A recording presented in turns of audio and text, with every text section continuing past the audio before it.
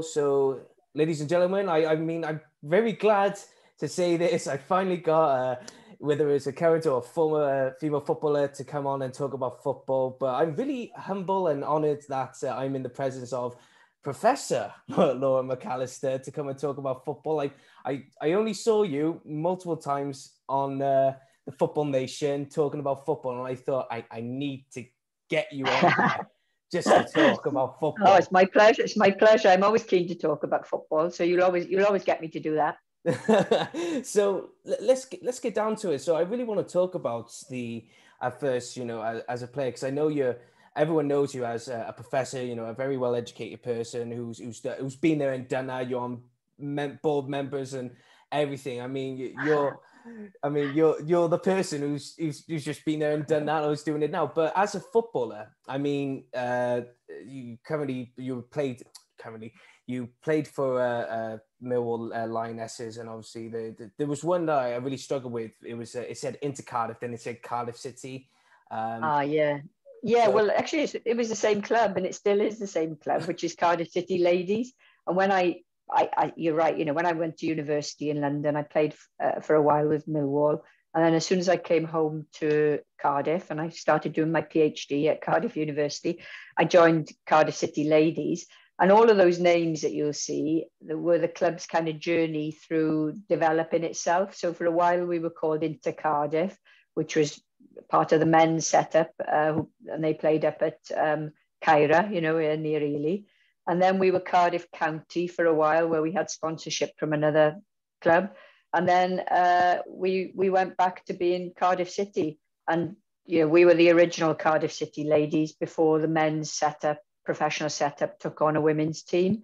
So it was the same club in effect, and I played for them all through my career.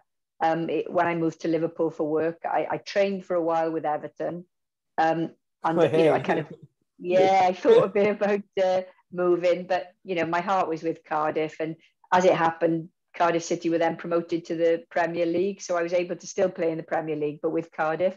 So yeah, I mean, I was a one club person, really, almost overwhelmingly all my career.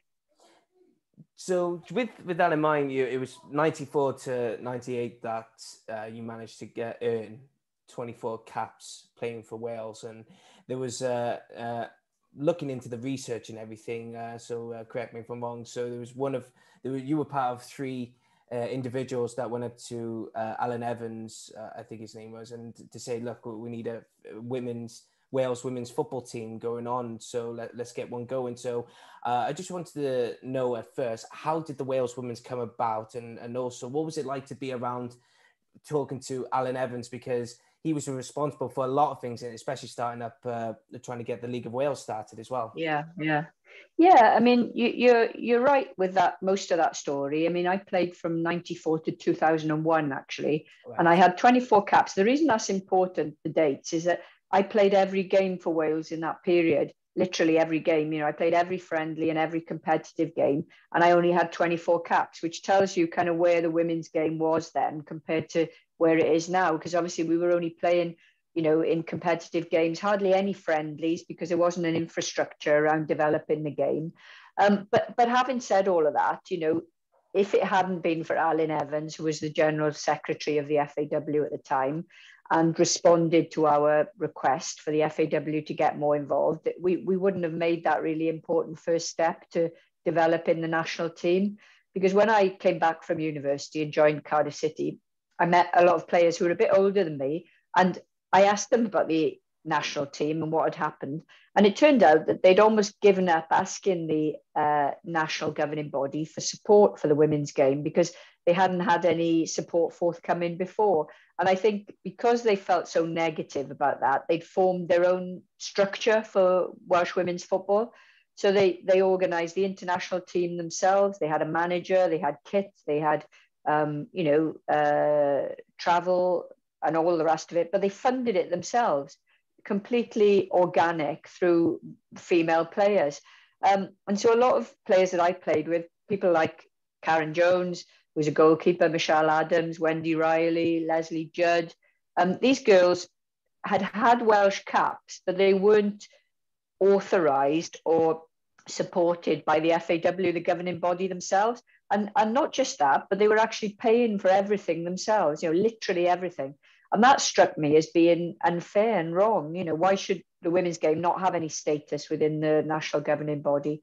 We're only talking about, 30 years ago. Is it 30 years? Yeah, I can't remember now. Yeah, well, less than 30 years ago. And women's football was effectively ignored by the governing body. So I certainly didn't have the most important role in this. The more important roles were the ones conducted by the girls who went before me. But because I've kind of got a political mindset and I thought this just isn't fair, let's lobby to change this, I think it gave them a bit more encouragement that something could change. So Karen and Michelle and I went to see Alan Evans. We kind of fired off a letter to him and said, look, we want to come and meet you and explain to you why the women's game deserves more attention from you as a governing body. And I think the girls expected it to be ignored because everything had been ignored up until that point. But in fairness to Alan, he replied pretty quickly and said, yeah, come and see me. I'm not promising anything. Come and have a chat. And I think when we went into his offices in Westgate Street, where the FAW used to be, we weren't very optimistic about what was likely to happen. And I think he was probably quite skeptical about how good the structure was for the women's game. But in fairness, he listened to us. We talked to him about, the standard and the stature of clubs like Cardiff City. And he said, okay, well, I'm going to come and watch a game. And true to his word, he did come and watch one of the games not long after that.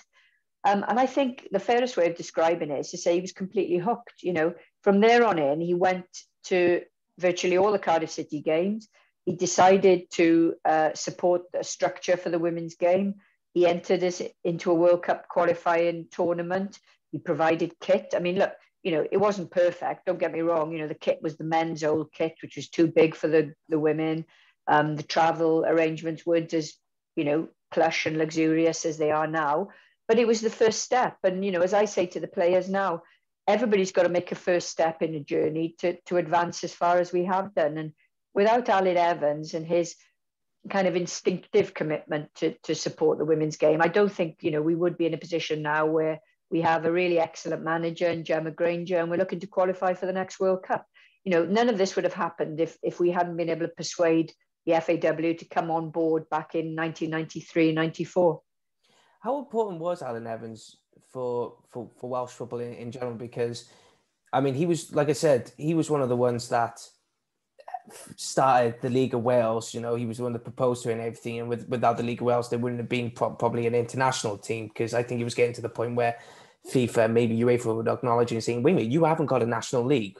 Where is that?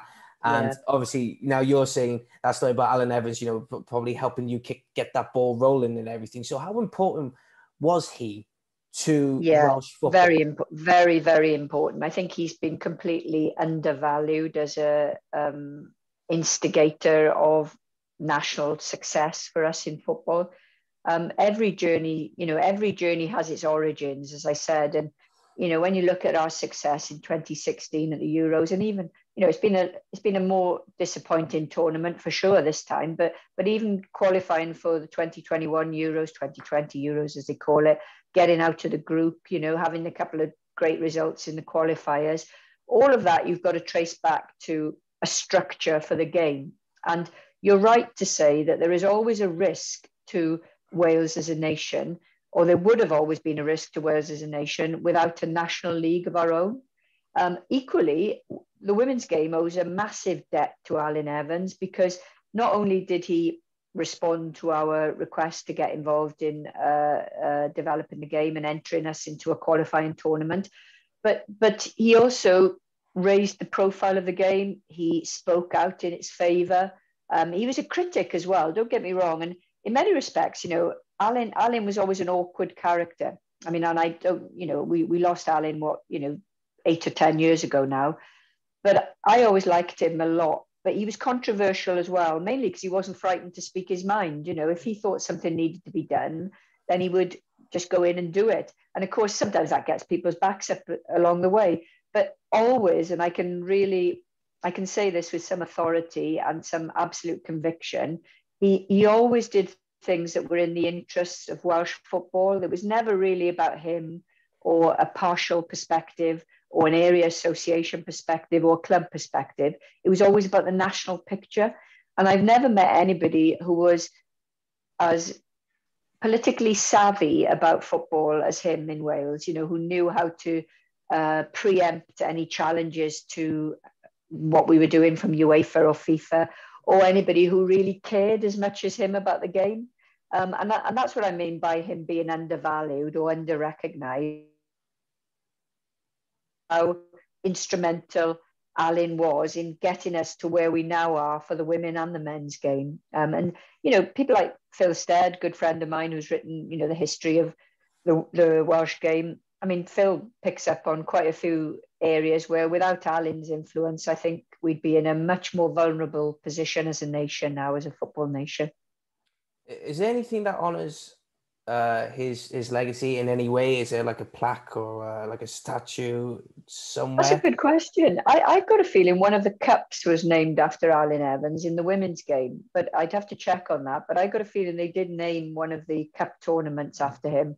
But whatever, whatever the case is, I don't think he's been acknowledged fully as somebody who was a real architect of the growth of the women's game. And you talk to ex-players, my generation, even younger ones, like Jess Fishlock and Tash Harding and co. And they, because they have a connection with our generation of players, because they came into the setup when we were all, in our last years of playing, and they were young kids. But because they know us and they heard the stories about what happened, and they saw Alan Evans watching games on the sidelines, they know who he was as well, and they know how much he did to get us from A to B.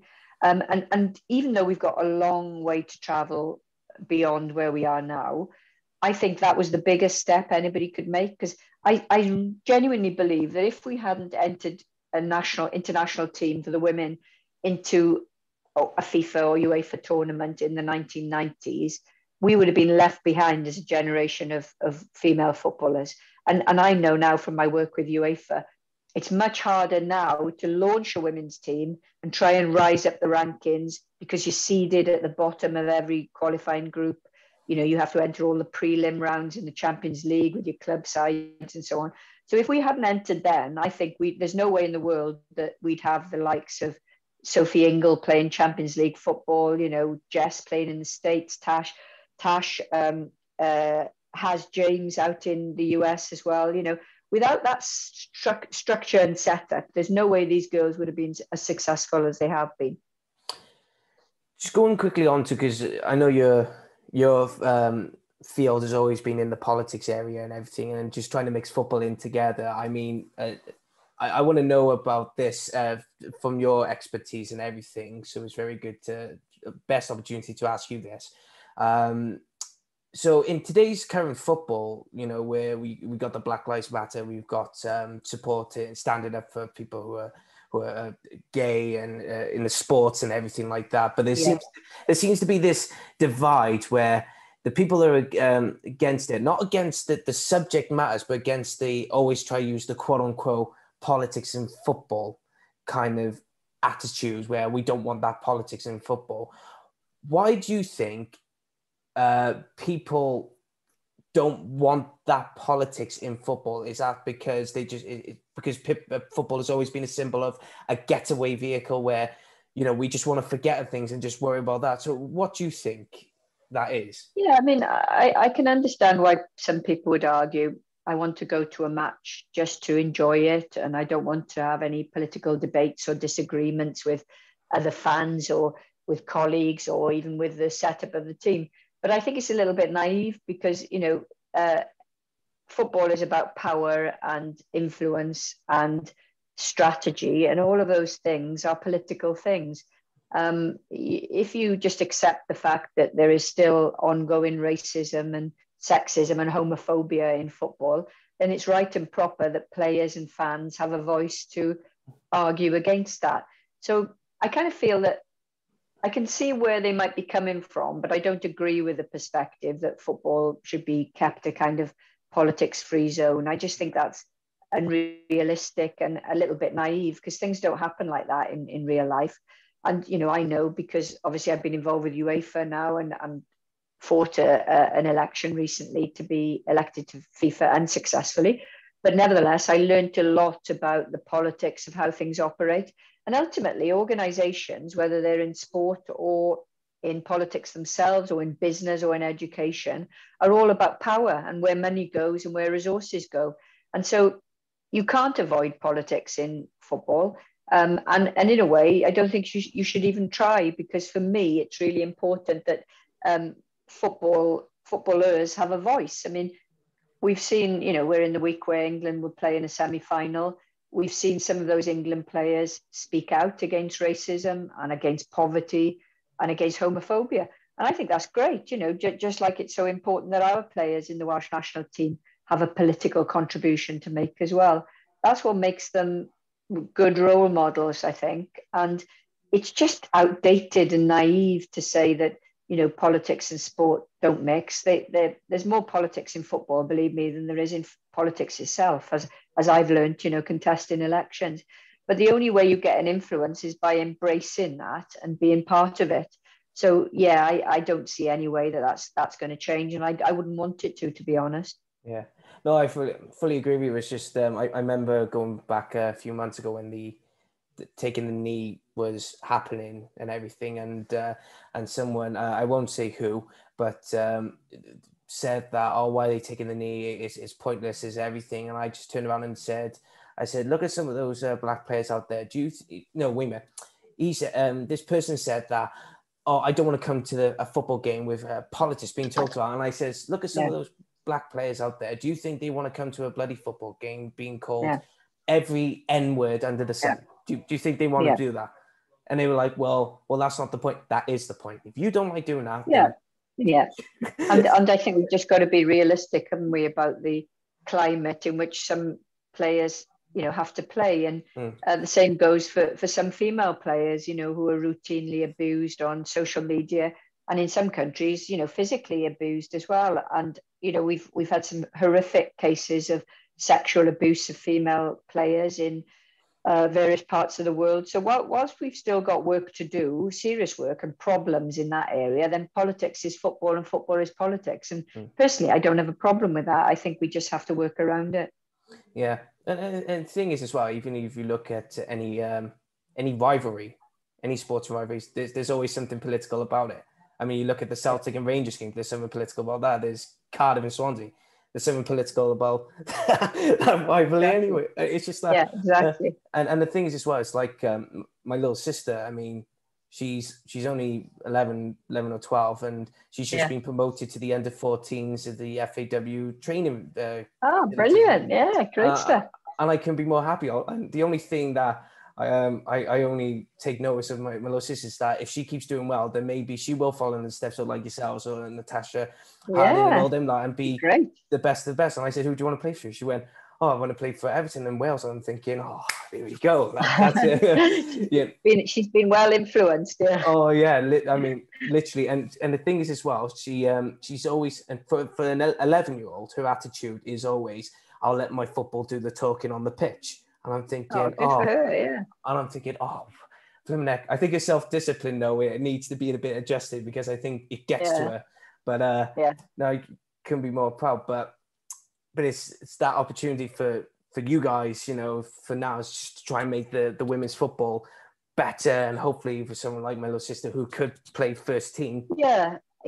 Well, and that's the good thing about the women's game, is that, if you talk to the players now, the players like Helen Ward and who are reaching the end of their playing careers, they all want to do something to develop the game. They all want to get involved in coaching or in the governance of the game. And I'm definitely encouraging them to get involved in the governance of the game, because, we don't have enough former players representing the sport, and we don't have the voice of former players, particularly female players. So I'm really encouraging them to think about that as a way in, and as a way in of really developing their sport. Because as I keep saying, in my election campaign, I fought it on being the football candidate. I was up against somebody who had no background in football, but was from a powerful nation and so on. But actually that landed really well. We got 40% of the votes in the end, and nobody expected us to do as well as we did, because, I was an unknown candidate. I was from Wales. We haven't got a foothold of power like the big countries have. And yet 22 of the 55 nations decided to vote for me. And I think that tells you quite a lot about where the game is changing and where people see the need to have women who know the game speaking up for not just women's football, but for football generally.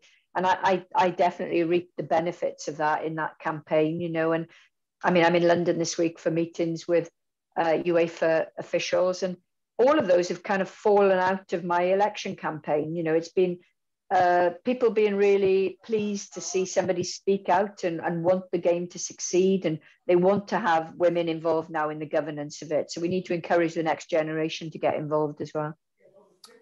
Let's go back to your playing career then for Wales and everything. So you've earned 24 caps, you know, playing for Wales. Now, educate me on this one. I don't know how many countries that you had to play against. I don't know if there was like a variety range of countries that female, you know, women are playing for their countries today or whatever. But what was it like to be playing for Wales then? And also, what was what game stood out for you? And I think it's going to be your first or last game, but yeah. Well, they're all a cliche, and everybody always says, you know, the first game. And if I never scored for Wales, so I can't pick a game that I scored in. But yeah, obviously my debut out in Germany, in Bielefeld in Germany. My last game was against Belarus, actually, in Haverfordwest, which was a 3-3 draw. It was a cracking game, actually. I think we came from behind twice to draw 3-3 with Belarus. And I'd already decided that I was probably going to retire after that game. I hadn't told the coach or my players. I'd maybe told one or two of my closest friends in the squad, but it was kind of getting to the point where I was struggling to juggle, you know, trying to play semi-professionally, which it was, with my academic career and traveling between Liverpool and Cardiff. So I was just struggling personally with managing all of that, really. So those games stand out. But, you know, obviously the first game that I was captain, which was at Bangor against the Faroe Islands, that was a big game for me personally, you know, because obviously, you know, wearing the armband is a very special moment for any player, really. And going back to your first question, you know, who did we play? Well, you know, it was probably more restricted then, but actually there were quite a lot of the countries were more advanced than we were, you know, in terms of the development of the game. So in our first qualifying tournament, we played Germany, Croatia, and Switzerland in our group. And then, you know, I played countries obviously like Faroe Islands, Scotland, Northern Ireland, Republic of Ireland. Who else did I play? Belgium, Greece. Yeah, so, you know, there were a fair few countries really across the world, that Austria, that were playing football at a decent standard at that time. But it was certainly developmental. And what I will say was there was a massive gap between the teams, international teams that were right at the top of their development, you know, the likes of Germany and France and England. And then the teams like ourselves who were kind of starting off really on that journey. And it wasn't a shortage of quality. There were good players in our team, without a doubt, as good a player as some of the players in the current team. But we had very limited coaching. We had very limited, you know, strength and conditioning. We had very limited facility development. So as a result, I think most of us never quite fulfilled every potential we had, you know. But that's life, you know. I mean, you could say the same about male players who played in the, you know, 40s and 50s. When you're on that journey, then probably you don't get the same opportunities as you might if you're at a different stage of the journey. But I think, nevertheless, you should be grateful to pull on the red shirt, you know, because that's something a lot of people don't get an opportunity to do. And, you know, it's a very unique and precious, you know, an emotional moment. Speaking of emotional moments and everything, we're going to be talking about, you know, as fans of the game now, where there was years of hurt of not qualifying for major tournaments, especially not getting to the final stages and everything. And just to say this, well, just to back up what you're saying about when we lost to Denmark just recently, you know, losing 4-0 and everything. I was hurt because we lost, but I was so optimistic to think, you know what, we're going to be all right in the future. If we keep getting through to the knockout stages and everything, then we're going to be all right. And we're going to keep developing, because that way then we're going to stand on shoulder to shoulders with the other countries that we were so far behind back then, you know? So Yeah, I agree.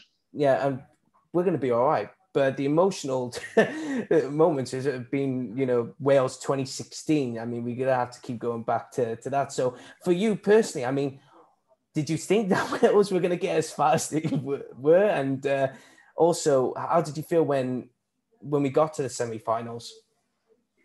Yeah, I mean, I think we've got to not so much draw a line into 2016 because it's always going to be one of the most special moments in Welsh football for all of us who were there and who watched at home. And it's not trying to diminish that, but I think like in all sport, you've got to move to the next challenge. And the next challenge was obviously qualifying for the World Cup, which we didn't manage, and then qualifying for the Euros, which we did manage. And as you say, it was disappointing not to get beyond the round of 16. But the fact that we're disappointed is good because we're being ambitious about what we want our country to do and where we want to go. And I like that. Our strategy for developing the game is always driven by what challenge lies ahead. And I'd be really disappointed if we just sort of soaked up the joy of 2016 and said, right, that's it. We've done it now. We've ticked it off. Isn't that wonderful? It's got to be about moving forward, because if you don't move forward in sport, you don't just stand still, you fall back because other countries are moving forward around you. So it's really important for us to have a strategy from not just the men's game, but the women's game as well, that moves us from where we are now to a better position. And sometimes, you can go forward and then go back. And in some respects, the women's game's probably done that a little bit. But I get a sense now that the trajectory for the women's game, the journey for the women's game is definitely going in the right direction. I've got no doubt at all that we've got a real chance of qualifying for the 2023 Women's World Cup in Australia, New Zealand, especially with the management setup we've got now, the coaching setup and the squad of players we've got. And similarly for the men, look, it's not an easy group to get out of for the World Cup, but, we've got a couple of, chances here with the Nations League playoff as well.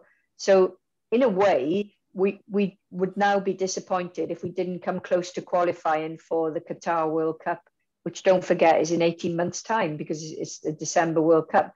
So I think that kind of attitude is a real landmark change in Welsh football because, it's not saying we should just be grateful for getting there once. It's saying, come on, we need to make this a regular occurrence. And I know people will say, we're a small country, we'll only get there, every other tournament. I don't see it like that. I think we can look at qualifying for 2 out of 3 tournaments, especially as the tournaments are being enlarged. We're seeing a bigger World Cup, so more opportunities. The Euros have been enlarged to 24 teams. So, yeah, why not? We're as good as other countries that regularly qualify. I mean, Denmark regularly qualify. We saw the Republic of Ireland do it regularly on back in the 90s. So why not? Let's be much more ambitious and aspirational about what we're trying to do. I agree with on that because at the same time, when people say, "Oh, we're only a small country," and I went, "Yeah, but if you look back through time, for a small country, we produce some superstar players." I mean, yeah, exactly. And it's only just now that we're cementing ourselves as regular to be on par with England, to say, hey, England, just because you've been doing it for God knows how many years, we're here now and we're going to put you to the test. I mean, it's like, it's general conversations, common conversations when you get in the pub where they say, oh, we've had Neville Southall, we had Mark Hughes, we had John Charles, Ian Rush, we had all those players and everything. But then again, John Charles and that team got us to a final stage of it. But ever since after that, we had superstar players that we could have done it then, but we didn't. So we've always got to have that never say die attitude now, where to go forward is definitely. We've got the players, so let's not have this mentality of, well, we're a small country. No. Iceland improved that in 2016, and they got a way lesser population than us. So yeah. And now, I keep calling it Qatar. I don't know if it's Qatar or Qatar. Yeah, well, whatever. Yeah, it's not going to be the best World Cup for any of us, is it really? No. But yeah, having said that,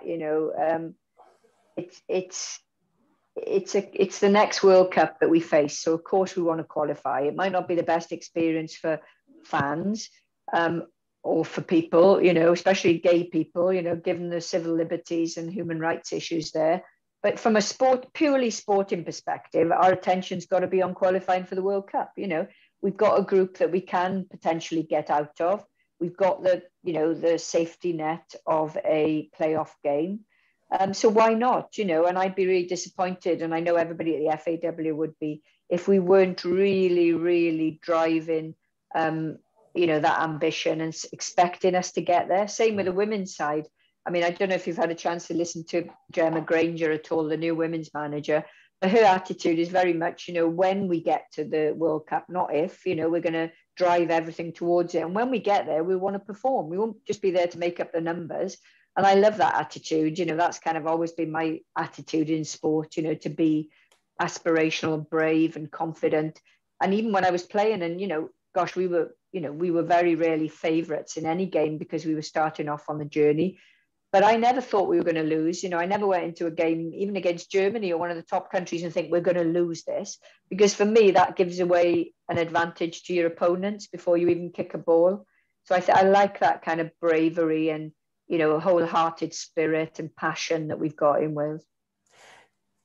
What era, with all the other managers that we had in the past, what year did you think that now we should have qualified for, I don't know, the World Cup or the Euros then? What was that era for you that should have been it?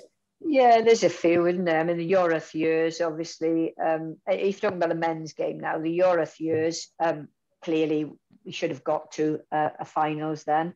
And, Mark Hughes and the Russia playoff. I mean, I think, gosh, we got the tactics wrong, didn't we, in that playoff? But that was a good team. If you look at the players in that team, there was real quality there all the way through the side. And I think we could have performed in a major tournament with that side. So yeah, and to be honest, if you're talking about the women's team, we should have qualified for the Euros in England next year.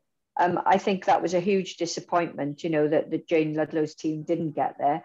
And I'm not blaming anybody. Nobody knows more than me how hard it is to get over that bar. But with the players we had, and to see Northern Ireland qualify, when we were clearly a better side than them, having dropped points to them out there and home, was really disappointed. All credit to them because, they pinched points off a better team in Wales, and that's what tournament qualification is all about.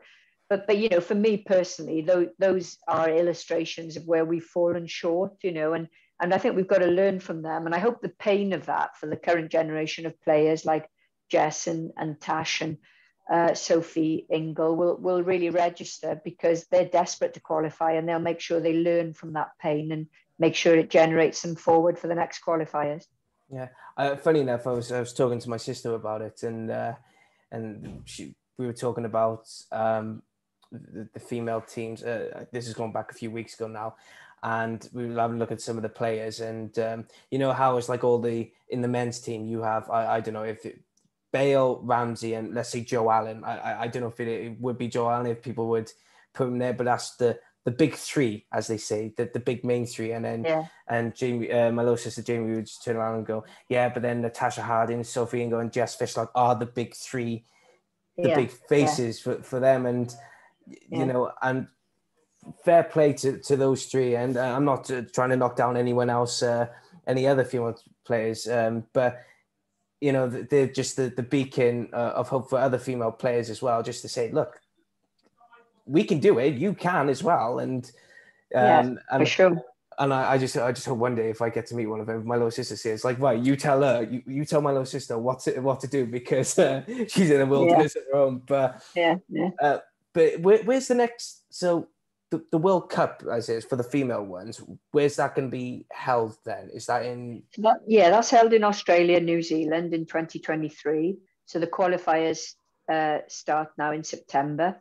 We're in a group that we can get out of. We're in with France, so they're obviously going to be favourites. But there's other countries, they're like Slovenia and Greece that we can beat. So yeah, I'm kind of quietly confident that this will be our chance. Disappointing not to get to the Euros in England next year, because obviously the Euros will be a big tournament, bearing in mind how far England have developed the game for women. But nevertheless, we'll go onwards and upwards now, and we need to really focus on the World Cup and unite around the new manager. Make sure the players like Jess Fishlock and probably Tash and Sophie might only have one or two more qualifying tournaments in them, so we've got to give them every opportunity now to bring on the next generation of players. So I feel optimistic. I think we're in a good place. We're developing the grassroots of the game properly. We're getting young girls playing football. My two girls play, and I think it's great that they're getting opportunities that we didn't have when we were girls, and that can only benefit the game in the longer term. Going on to how you've been running, what was it? It was the rep for the FIFA and UEFA councils. Yeah. So could you explain? FIFA council. I was going to say, could you explain that more to people who don't know what was you running for? Because I only know majority of it. So can you probably educate? Yeah, of course. Yeah, so I was standing for an election for a place on FIFA council that was designated for women only because they haven't got enough representation of women. And that was an election from UEFA. So only the UEFA nations could vote. So I would have been the representative of the UEFA nations on FIFA. So 55 nations. And it was a straight fight between myself and a woman called Evelina Cristalin, who's from Italy. So we went head to head in the Congress in Montreux in Switzerland in April. And she had 33 votes. I had 22. So I was six votes short of winning. Which was, as I said earlier, more than people expected us to get, because the politics of elections is really, is very delicate, let's say, in football. And people vote with other countries, a bit like the Eurovision Song Contest, So people were expecting me as a new candidate not to get more than maybe 8 or 10 votes. So I think by fighting the election on the basis of me being a football candidate with a voice for football women, registered really well. And I think that was really pleasing, because it's paved the way, hopefully, for me to stand again and to have a bigger role within UEFA now, and then hopefully in the future stand and win the election. I mean, you can never guarantee that in anything, but I'll give it my best shot, because, I think it's important that women's voices are heard in the top echelons of power. And that's why, I'm prepared to kind of have another go at it. I didn't expect to win this time, but if anything, I didn't expect to do as well as we did do, but I'm delighted that we did. So yeah, we'll try again. Yeah, and going into it more probably more confidently now, and think, wait a minute, if I can get those 22 countries, then I can get the extra maybe 6 or more. Yeah, exactly. So with that in mind, so currently, what are you doing at this moment in time? Are you still, doing lectures at the probably Cardiff universities? Are you? So what are you doing in general? So I'm still, my main academic job, obviously teaching and researching at the Wales Governance Centre at Cardiff University. So I work a lot with the Senedd and with the Welsh Government around political themes. That's my main job. I'm still involved with the FAW. I'm on the board of the FAW Trust that looks after the development of the game. And I'm deputy chair of UEFA's Women's Football Committee, which obviously develops strategy around the women's game. That's my involvement at the moment. I try and do as much as I can in sport, but my main focus is my academic work, but sport will always have a really big part of my heart, because I've had so much out of it myself that I want to make sure that there are opportunities for everybody to play and to reach their potential. So as long as that isn't the case, as long as there isn't the same level playing field for all girls and disabled children and ethnically diverse communities to engage with the game, I feel it's incumbent on all of us to really kind of contribute to improving the game as well. So I'll carry on doing that too. Was there ever a consideration? I know you wanted to concentrate on your academic career in some aspects, but was there ever a moment or a time where you thought, maybe I can give football management a go? Was that ever an option for you? No, not for me, to be honest, Trace. It's not, I wasn't a coach to start off with. I never went down the coaching route when I finished playing, mainly because I thought that would have been just continuing the same commitment of, going out and coaching a team on a weekend and training and so on that I had for playing. And I couldn't manage that with my academic career. So I had to be realistic, which is partly why I got involved in the governance of sport, because I kind of enjoyed influencing the development. I like strategic things. I like somebody saying to me, how do we get to a position where more girls play football? And I like thinking through that process. So for me, it was never about management. It was much more about being involved in the decision making of the sport. And I'm glad I did take that route, because I think that's probably where my skills best fit. I don't think I would have made a great manager, even if I'd been a coach. So I think you've got to, try and fit your own skills to the projects ahead. Do you know what? Because at the moment I'm wearing a Barrytown top on. Yeah, I can see that. Yeah. A classic one. I just really wanted to know something, because you're part of the FAW, and you say you tend to strategize what could be done better or whatever.